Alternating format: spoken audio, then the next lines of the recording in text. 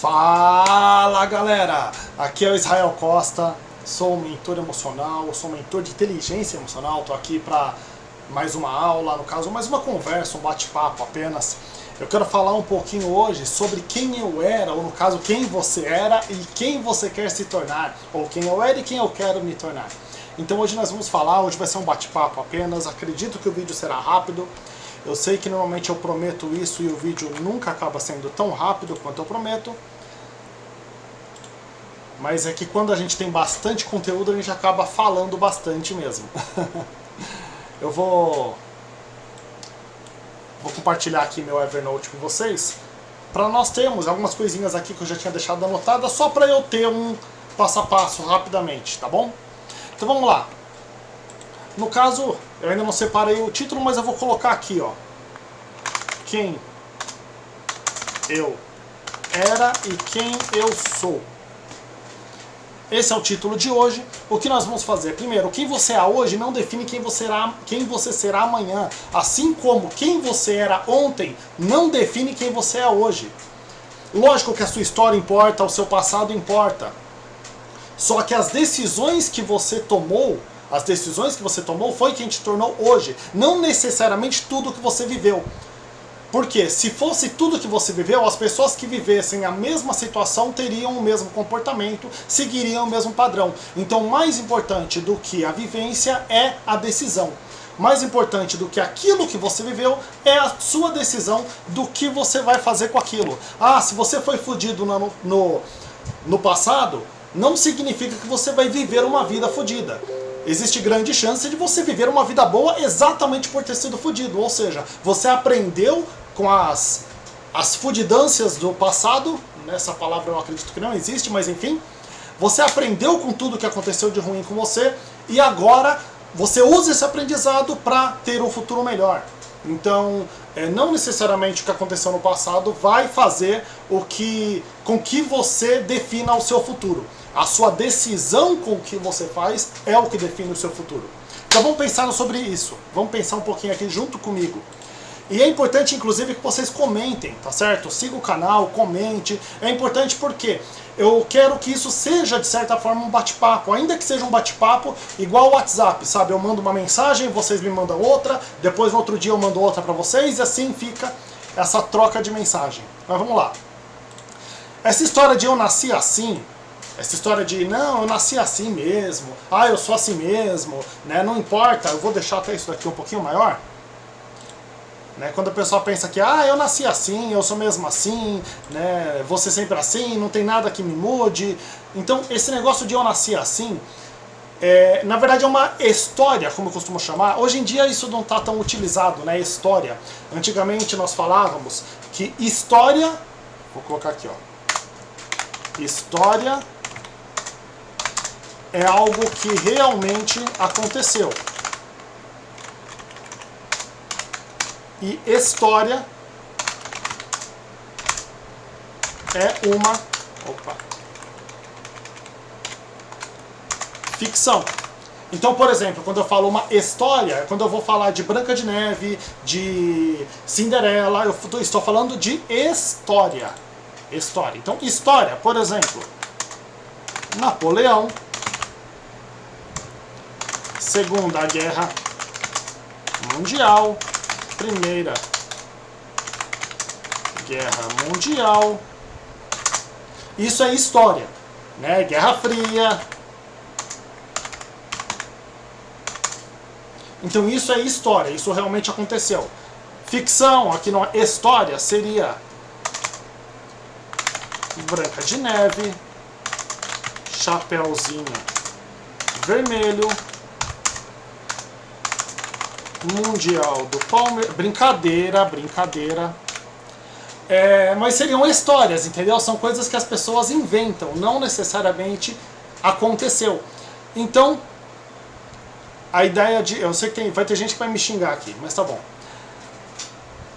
Quando nós falamos eu nasci assim e serei sempre assim,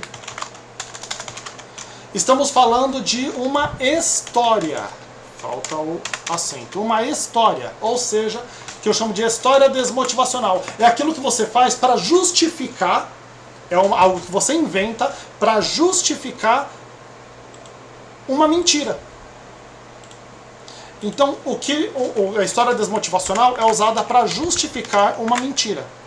Quando você não quer mudar, quando você acredita que por algum motivo você não deve mudar, normalmente você justifica isso com uma história. Quando você não quer fazer alguma coisa, você justifica isso com uma história. Exemplo, você não quer arrumar seu quarto. Daqui a pouco, daqui a 8 horas, 12 horas eu vou deitar de novo, não tem pra que eu arrumar agora a minha cama. Então é uma historinha desmotivacional, sendo que um ambiente organizado gera uma mente, ajuda a uma mente organizada, mas você justifica isso de alguma forma. Eu não quero comer legume hoje porque eu já comi ontem. Na verdade não vai mudar o fato de você ter comido ontem, comer hoje também vai te trazer algo saudável, mas você justifica isso com uma historinha, no caso. Pode ser com uma historinha, também pode, às vezes você usa uma história desmotivacional. Também é utilizado, né? Pode ser uma história desmotivacional ou uma história desmotivacional. A questão é, você justifica a sua falta de atitude com uma historinha, né? Isso vale também, por exemplo, para crenças. Quando você quer acreditar em uma coisa, você força muito aquela crença, com uma história desmotivacional. Por exemplo, eu nasci pobre, por isso eu vou morrer pobre. É uma história desmotivacional. Não é necessariamente você ter nascido pobre vai fazer você morrer pobre. Tem tantos exemplos de pessoas que nasceram pobre e se tornaram bilionárias. Eu não estou falando nem milionárias, estou falando bilionárias. Tem vários exemplos? Tem. Tem uns que se tornaram milionários? Tem. Tem aqueles que se tornaram ricos? Tem. Tem aqueles que melhoraram apenas de vida, de repente chegaram a classe média alta? Tem também. Então, não é porque você nasceu pobre que você vai morrer pobre. Da mesma forma, não é porque você nasceu irritadinho que você vai morrer irritadinho. Tem um exemplo na Bíblia, eu gosto muito de citar a Bíblia como exemplo. Tem um exemplo na Bíblia de Moisés, né? Moisés, o cara criado pela filha do faraó, criado lá comendo do bom e do melhor, vivendo do bom e do melhor, aprendendo, sabe, a se defender, aprendendo estratégia de guerra.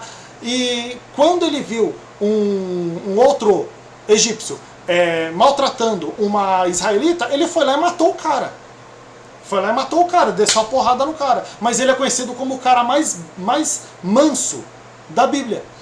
Ou seja, um cara que cometeu um homicídio é o cara mais manso da Bíblia. Por que ele é conhecido como o cara mais manso? Porque ele se modificou, ele permitiu a mudança, ele permitiu mudar de homicida para alguém manso. Alguém que liderava um bando de cara que o tempo inteiro era ingrato com ele. Tipo, o cara largou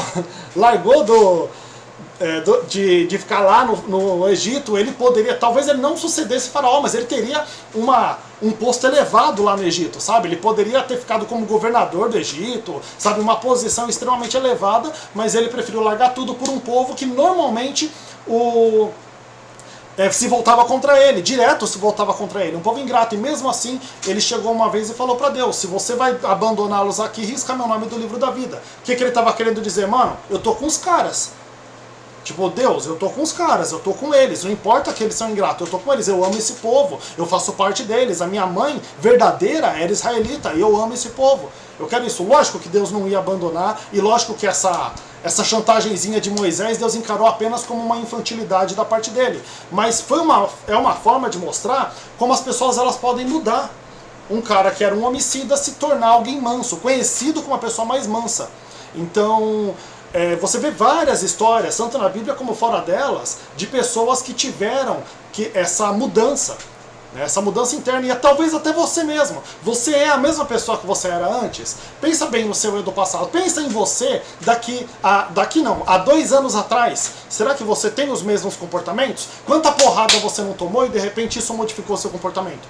Então, se isso pode modificar o seu comportamento, pode modificar sua postura, até mesmo mediante outras pessoas, talvez você também possa modificar a sua história, modificar o seu futuro, modificar as suas decisões ou a sua maneira de tomar decisões. Tudo pode ser alterado também. Então a história desmotivacional ou história desmotivacional são contadas para justificar o seu medo de ser alguém melhor. Quando você tenta justificar, você tenta de alguma forma não mudar. Porque mudar às vezes é difícil, mudar às vezes é chato.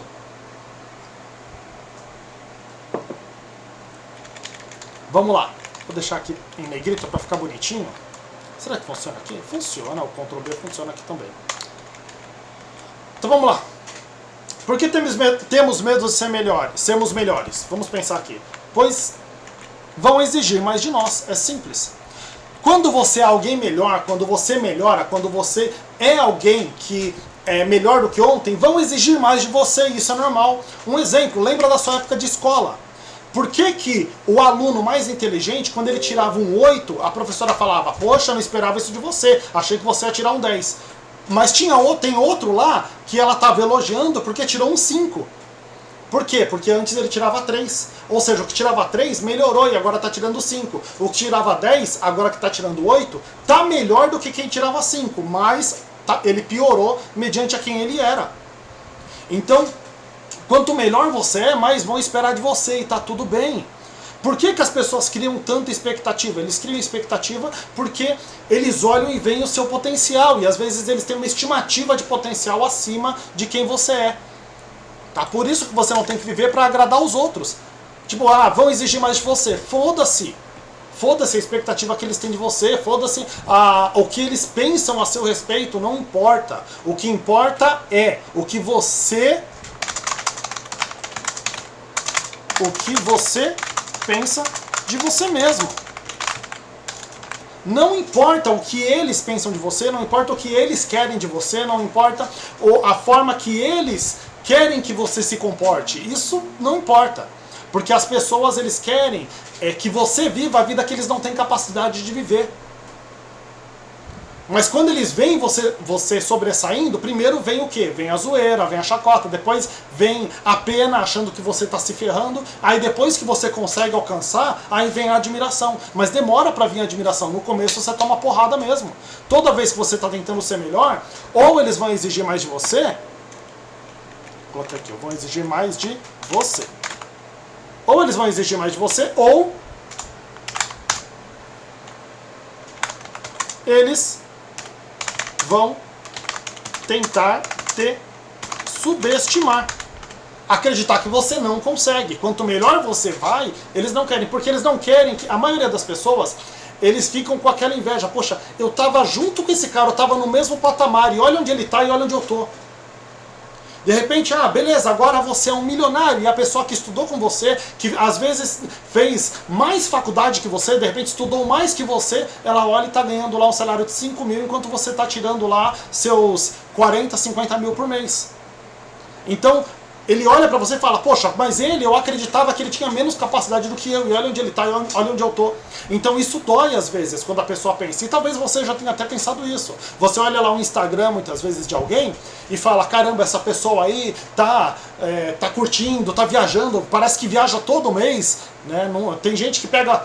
Eu tinha uma amiga que ela fazia isso, ela ia pra uma praia, né? Aí quando ela ia pra praia, ela levava muita roupa, muita roupa. Aí ela pegava e tirava, ela levava até quando ela ia pra praia um dia só, ela levava 5, 6 trocas de roupa. Então ela tirava foto em vários locais, com roupas diferentes, para depois ela ficar postando em dias separados, em dias alternados, para dar a impressão que ela estava indo direto pra praia. Mas na verdade era mentira, ela ia uma vez por ano às vezes. Mas ela tirava muita foto com muita roupa diferente, para dar a impressão que ela estava indo direto. Por quê? Porque isso atraía curtida. Então, não estou falando que todo mundo faz isso, até se ela fosse pra praia toda semana, foda-se a vida dela.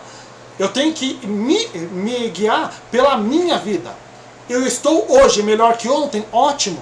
Se hoje eu estou melhor que ontem, está valendo a pena. Se hoje eu estou pior que ontem, alguma coisa tem que ser corrigida. Apenas isso. Não importa a vida dos outros. Então o que importa é sempre o que você pensa sobre você mesmo. Se essa amiga minha estiver assistindo esse vídeo, ela vai ficar brava comigo. Vamos lembrar de outro versículo bíblico aqui, né? Se você pode fazer mais, mas é exigido. É simples, é bíblico. A quem muito é dado, muito será cobrado. Sempre. A quem muito é dado, muito será cobrado. O que isso quer dizer? Se você ganha muito, se você tem muito, muito vai ser exigido de você. Muito vai ser cobrado de você. Então, para quem ganha muito, para quem recebe muito, vai ser cobrado muito. Você vai precisar oferecer muito. Quanto mais você tem, mais você precisa investir para ter mais. Então é sempre assim, tá bom? E lembrando também está no Homem-Aranha, para você que de repente não acredita na Bíblia. Grandes poderes exigem grandes responsabilidades. Eu acho essa frase muito legal. O tio Ben, saudoso tio Ben. Deixa eu colocar aqui também.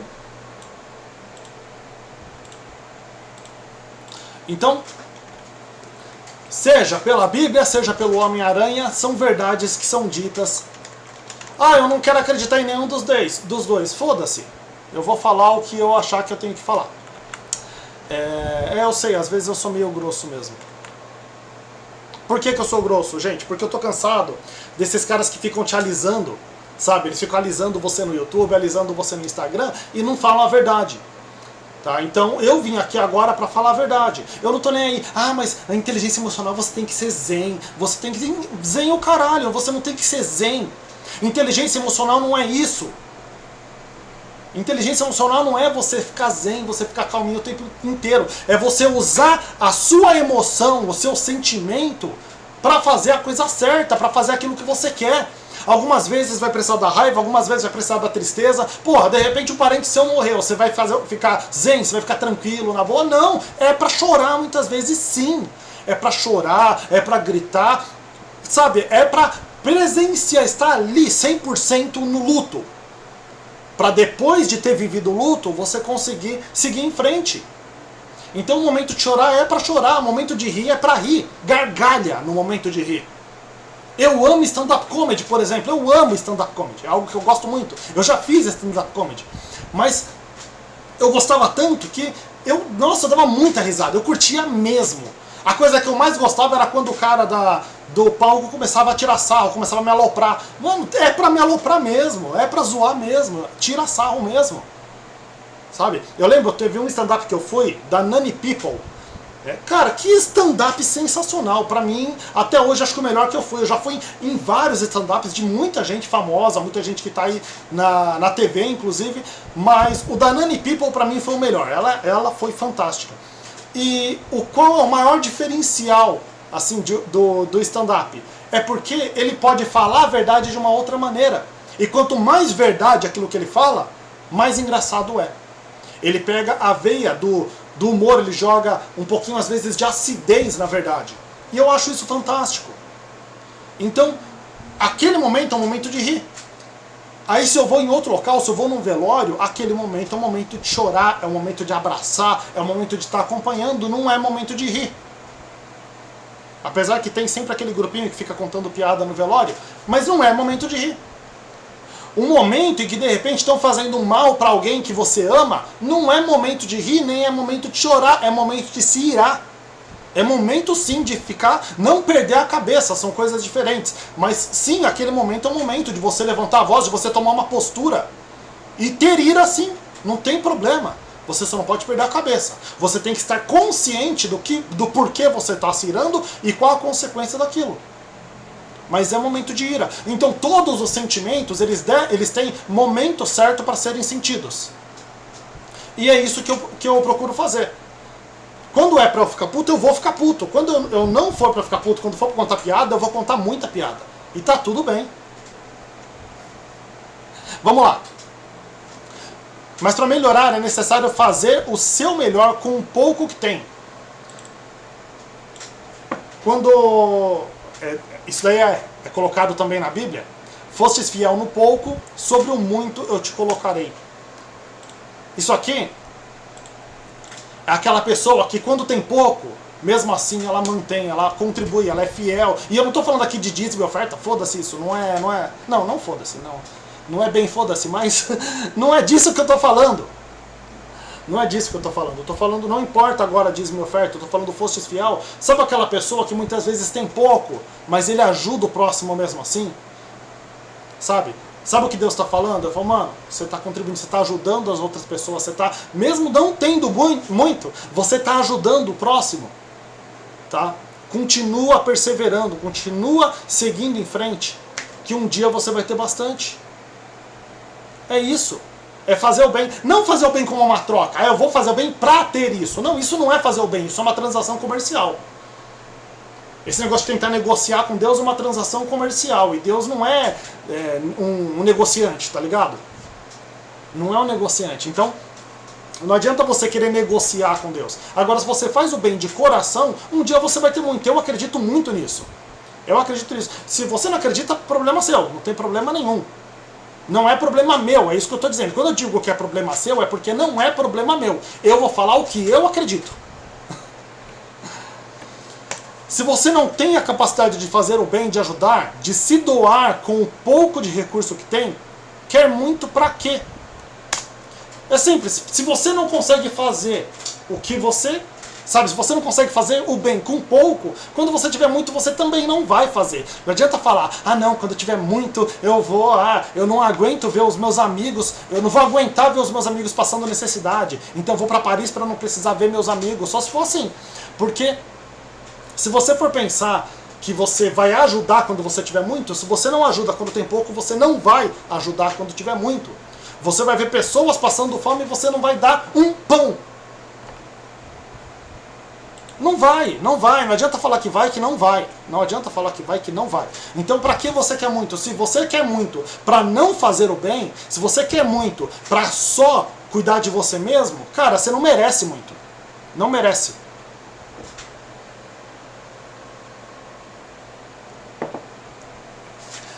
Tem gente que fala, Deus não existe porque olha quanta gente passando fome. Mano, tem gente que tem comida sobrando e outro tá passando fome, o problema não é de Deus, não é Deus que não tá fazendo a parte dele, é quem tem muito que não tá fazendo. E eu não tô falando de, sabe, vamos repartir tudo igualmente, não é isso.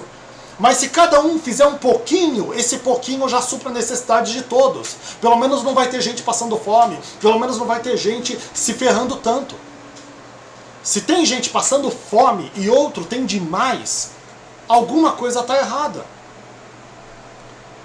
E nem sempre está errada com esse que tem demais. Não é sempre. Às vezes está errada com o intermediário ali que não está ajudando. Às vezes.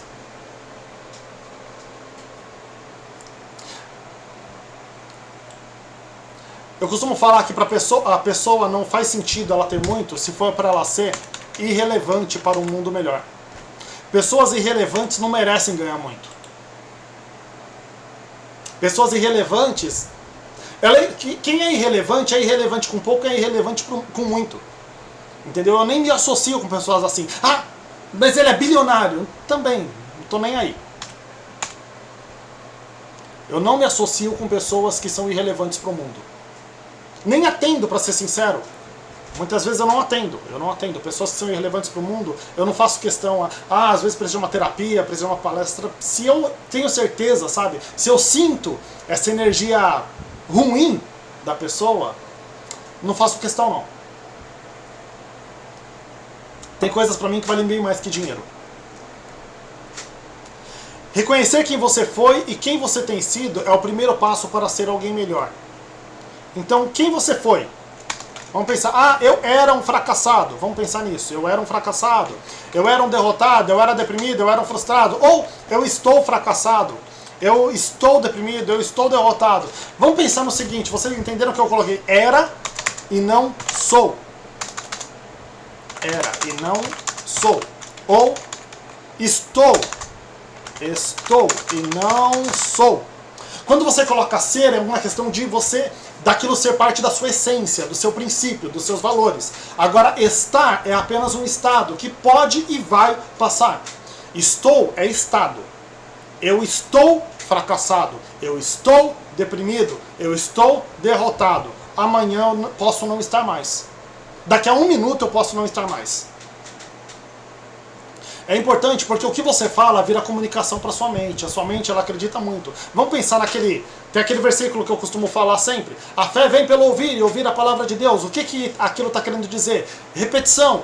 Quando algo é falado direto, sempre é falado para você, chega uma hora que aquilo entra na sua mente. Aquilo penetra na sua mente, penetrando na sua mente vira uma realidade. Então, se você falar, eu sou fracassado o tempo inteiro, aquilo vai entrando na sua mente até que um momento a sua mente acredita que você é fracassado. Eu estou fracassado mostra que é só um estado.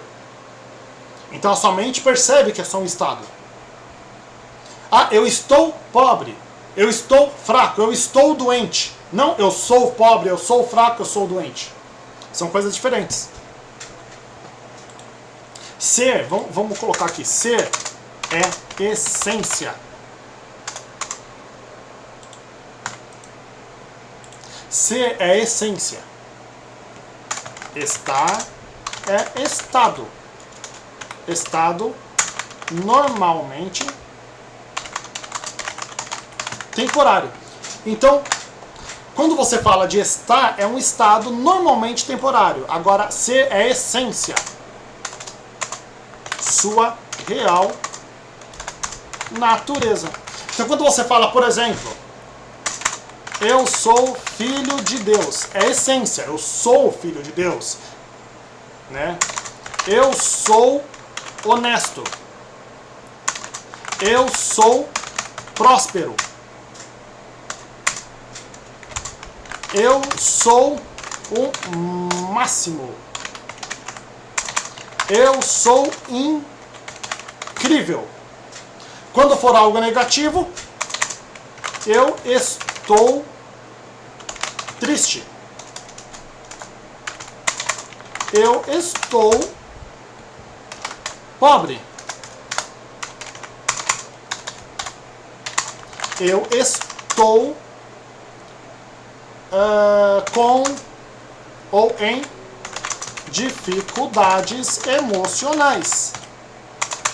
Eu estou apaixonado. Brincadeira, isso daí não é necessariamente ruim.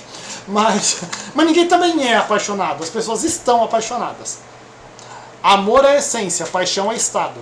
Oh, isso ficou bonito, né? Amor é essência. Paixão é estado. Ficou bonitinho isso, né? Ficou uma frase legal. Aquela frase assim para colocar em para-choque de caminhão. Entender quem eu tenho sido é o primeiro passo. A partir do momento que eu reconheço um problema, posso tratá-lo. Então, quem você tem sido? Vamos pensar aqui. Quem eu tenho sido? Como tenho me comportado socialmente? Opa. Como tenho tratado quem me ama? Como tenho tratado quem eu amo?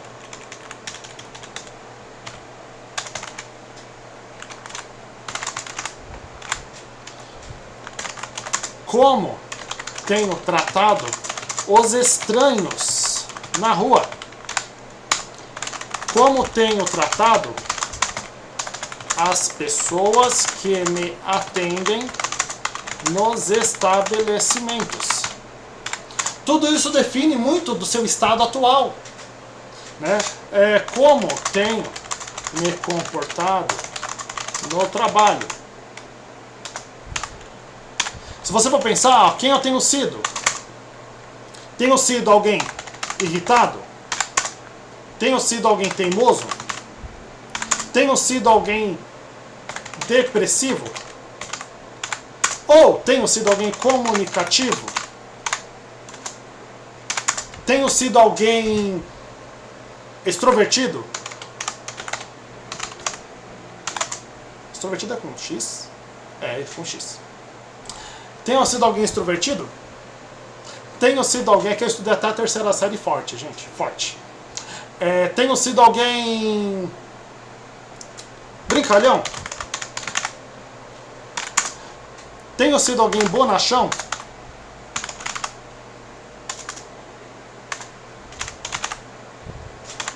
Tenho sido alguém admirável? Tenho sido um líder? Tenho sido um bom liderado? Tudo isso influencia. Como eu tenho me comportado socialmente, entre as pessoas do meu ambiente, enfim, do ambiente que eu estou. Da mesma forma, com brincadeira, eu tenho me comportado de uma forma afetiva. Eu tenho sido simpático?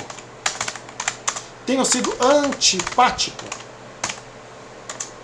Eu achava antes que antipático era uma pessoa que não gostava de patos. Antipático. Essa é muito ruim. Piadas ruins é que são boas, gente. Afetiva, simpático, antipático. Eu tenho sido alguém empático. Quanto pático? Empático. Eu tenho sido alguém que atrai as pessoas. Eu tenho sido atrativo. Eu tenho repelido. Tenho repelido as pessoas. Tudo isso influencia. Como eu tenho tratado as pessoas que eu amo com amor, eu tenho tratado as pessoas que eu amo com indiferença. Ah, eles sabem que eu amo, então eu não preciso nem falar, não preciso fazer nada. Eu tenho tratado as pessoas que eu amo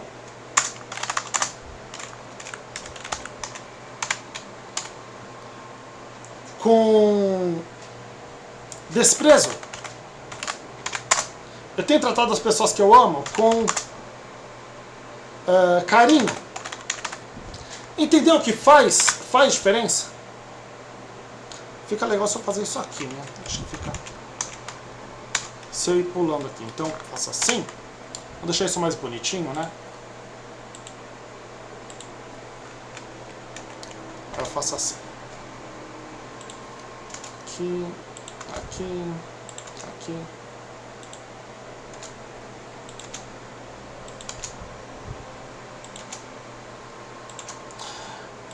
Assim fica mais bonitinho, né?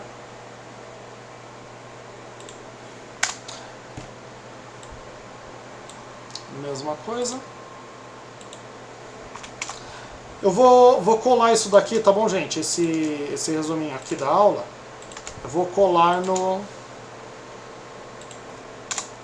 na descrição do YouTube. Então, para quem quiser,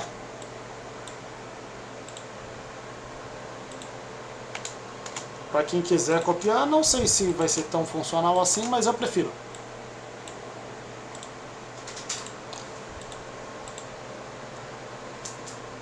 Enfim. Como tenho tratado quem eu amo? Eu coloquei aqui, quem me ama é uma coisa, quem eu amo é outra. Às vezes eu posso amar e não ser amado, às vezes eu posso amar mais do que a pessoa me ama, então é diferente. E quem eu amo? Eu tenho demonstrado esse amor? Eu tenho dito que a amo? Eu tenho protegido essa pessoa?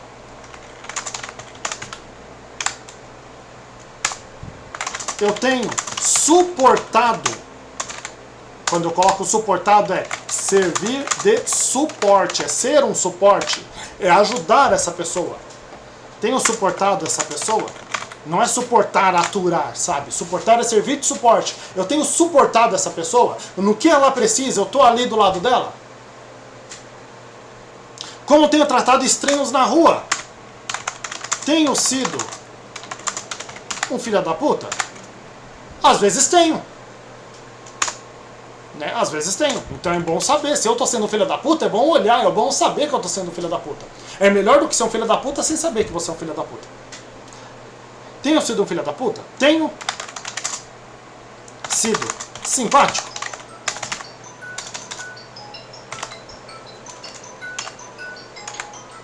Isso tá virando rotina, né?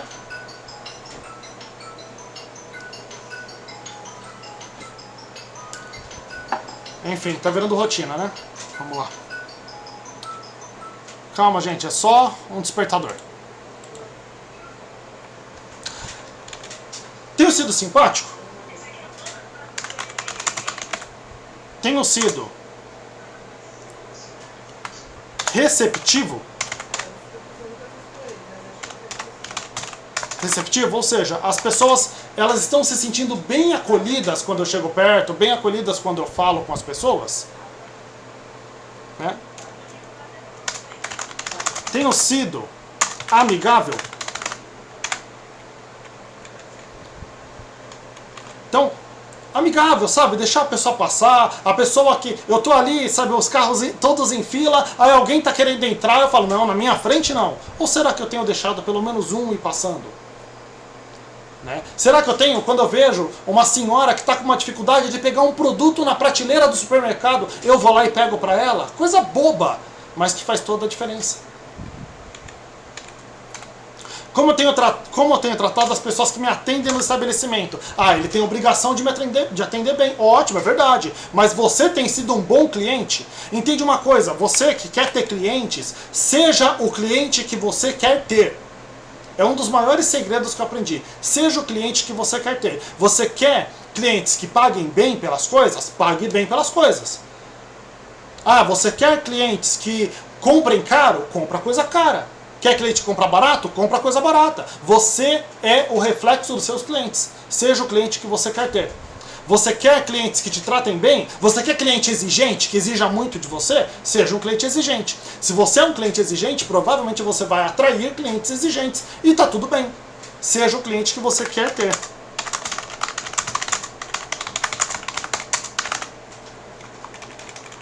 Seja o cliente que você quer ter. Isso aqui já resume tudo. Não preciso nem explanar isso. Como tenho me comportado no trabalho? No trabalho eu tenho roubado o tempo do chefe? Como assim? É simples. Eu tenho que trabalhar 8 horas. Quanto tempo eu fico conversando, tomando um café? Não que eu não tenha que me descontrair, mas será que isso eu não estou roubando parte do tempo que eu estou sendo pago? Porque eu estou sendo pago pelas horas que eu estou ali. Você é pago por horas, você não é pago por produção na maioria dos casos. Quem é CLT, na maioria dos casos é pago por horas, não por produção. Então se você é pago por horas e você fica enrolando, a tendência é que você esteja roubando o tempo do seu chefe. O dia que você contratar pessoas, se prepare. Possivelmente um dia você terá funcionários, para quem empreende, que se comportam como você se comportava quando era um funcionário. Isso te deixa tranquilo ou preocupado? Então, a tendência é essa, você de repente vai querer exigir dos seus funcionários algo que você não exigia de você mesmo quando você era empregado.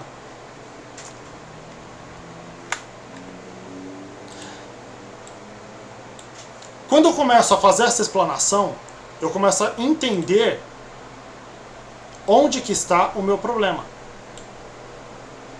A partir do momento que eu entendo onde está o meu problema, começa a facilitar a resolução dele. Porque se eu não sei que eu tenho um problema, eu não sei como resolvê-lo. A máxima da venda, para quem trabalha aqui na área comercial, você normalmente funciona da seguinte forma: existem as pessoas. Vou colocar aqui. Exemplo. Eu vou dar um exemplo aqui da área comercial. Na área comercial, vamos supor que eu venda canetas. Eu vendo canetas. Aí existem as pessoas. Existem pessoas que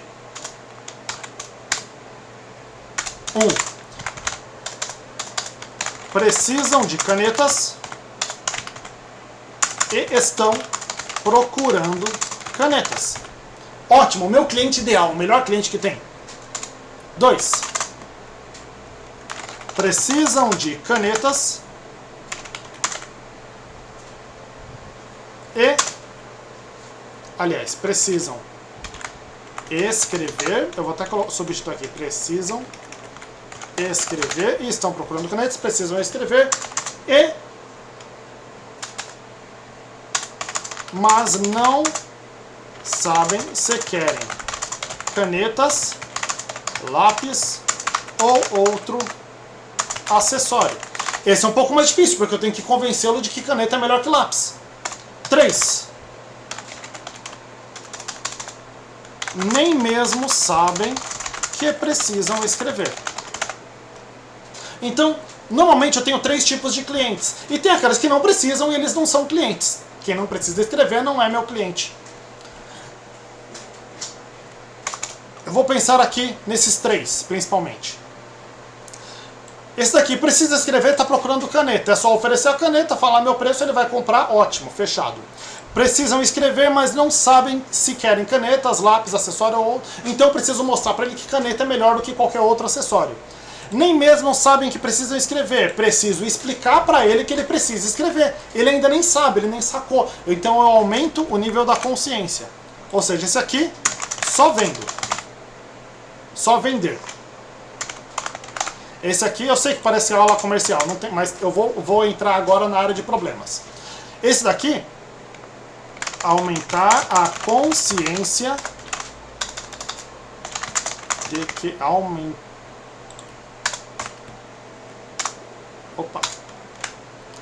aumentar a consciência de que caneta é melhor que qualquer outra coisa. Esse aqui, mostrar que ele tem um problema, que é a escrita, aliás, que é a necessidade, que é a necessidade de escrever. Depois eu vou trazê-lo para o nível 2, que ele já sabe que precisa escrever, né, mas ele não sabe qual acessório que ele vai usar. Aí eu aumento a consciência dele e levo ele para o nível 1. Vamos pensar agora nisso como um problema? Como um problema. 1. Tem um problema e sabe como resolver. 2. Tem um problema, mas ainda não está totalmente convencido de qual é a melhor solução. E 3, nem mesmo sabe qual é o problema. Então o que eu estou fazendo aqui? Mostrando para vocês que, para você descobrir qual é o seu problema, referente à sua identidade, referente a como você tem se comportado, você precisa se fazer essas perguntas aqui. Se fazendo essas perguntas, você sai do nível 3 e vai para o nível 2. Para de repente chegar no nível 1 e eu falar, eu tenho a solução para o seu problema. Qual é a solução? Continua me acompanhando, você vai ver solução aqui. Eu vou passar muita coisa sobre inteligência emocional, só que não adianta se você não perceber que quem você tem sido não precisa ser quem você vai ser no futuro. Que o seu passado não define quem você é e o seu passado não define quem você vai ser. A sua decisão define quem você vai ser. E eu vou continuar batendo nessa tecla até o final dos meus dias. Porque eu vivo assim. Eu era um bobão. Eu já fui um bobão. Eu já fui um nerd bobão. Eu era um nerd tão bobão que eu chegava perto de uma menina que eu gostava, eu ficava vermelho e não conseguia nem falar com ela. Aí eu disfarçava fazendo uma piadinha. Eu era um nerd bobão. Eu demorei pra melhorar. Pra me desenvolver, pra começar a falar bem. Eu demorei. Como que eu demorei? O que mudou? Decisão. Não foi meu passado que me fez mudar. Foi decisão. A decisão, isso vale. Vou colocar aqui. O que faz você mudar é a decisão. E não a sua história de vida. Sua história pode ser linda ou pode ser uma bosta. Se você decidir mudar, você vai mudar. Isso vale para emoção, condição física, condição financeira e até para doenças. É para toda doença? Não, mas para muitas doenças sim. Se você não decide, você pode decidir se tratar ou não. E aí? Ah, tá com câncer, você pode decidir fazer quimioterapia, fazer a cirurgia ou não, simplesmente deixar o câncer te consumir. Você pode decidir tomar remédio para se curar da depressão ou fazer tratamentos paliativos, ou os dois. Tratamentos alternativos, ou os dois. Eu me tratei de síndrome do pânico e de burnout através de auto-hipnose. Tem pessoas que funcionam, tem outras pessoas que vão precisar de medicamento e tá tudo bem. Não é 100% das pessoas que a auto-hipnose vai resolver. E tá tudo bem. Eu nunca vou mentir aqui pra você, falar que a auto-hipnose resolve todos os problemas emocionais do mundo. Se fosse assim, não existiria mais remédio. Remédio vai ajudar sim. O remédio para depressão, ansiedade, sabe? Ele vai fazer o seguinte, ele vai ajudar o seu corpo a produzir hormônios que eles não estão produzindo automaticamente, que eles deveriam produzir e não estão produzindo por conta de doença. Simples. Tá? Só que só é possível tratar o que eu sei, o que eu tenho. Como eu vou tratar algo que eu não sei o que é? Sabe, você tá com um problema no pé. E aí você toma um remédio para a cabeça, não vai adiantar.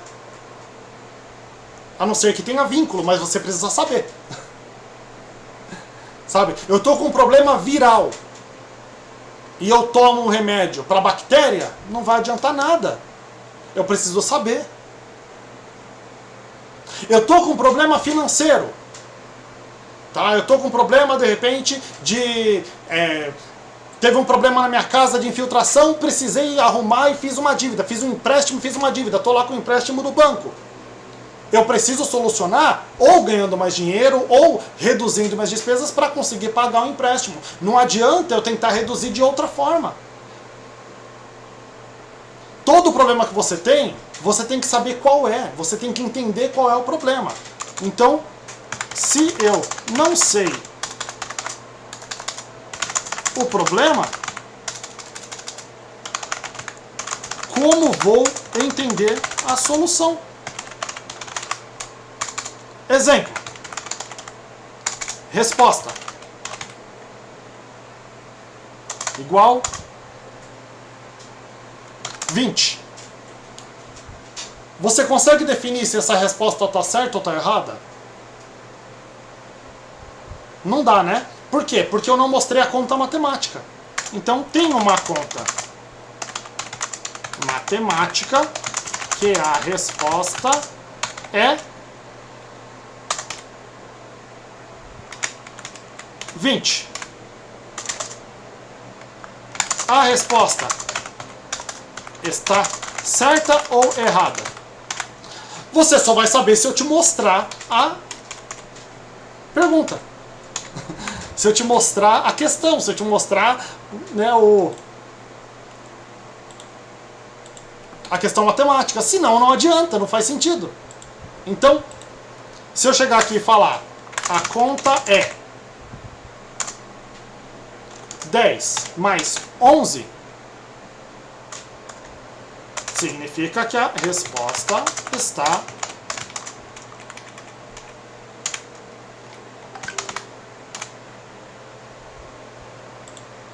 errada. Agora, se a conta for 10 mais 10, resposta certa. Então,